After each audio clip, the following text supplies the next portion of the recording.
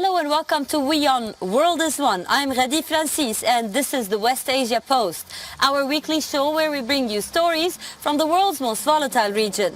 As the last US troops leave Afghanistan, West Asian leaders assembled in Baghdad, a summit aimed at easing regional tensions as well as address the resurgence of ISIS.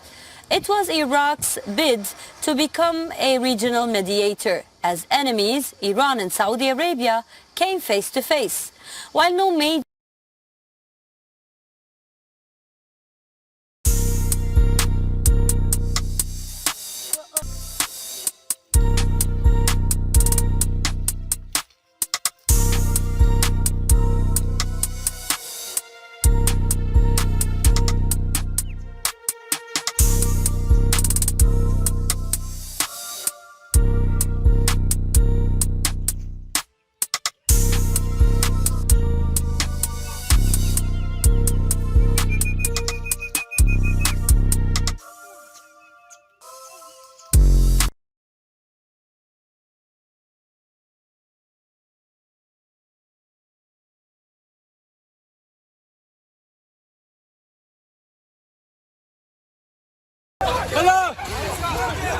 There was emotions all the way through the operations. You can't see a young child, a baby, a woman crushed to death in front of you, and then you having to deal with the aftermath of that without being emotional.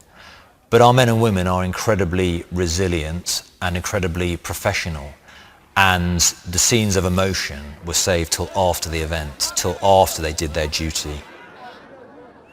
I think it was more chaotic than we perhaps first thought, but then that was the unfolding situation that presented ourselves.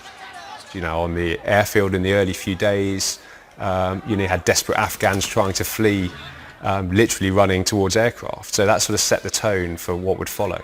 When you are dealing with a very large crowd that is fearful, in fear of its life, when women and children are being crushed and, yes, dying in some cases in your arms, your agency to deal with the situation and change it.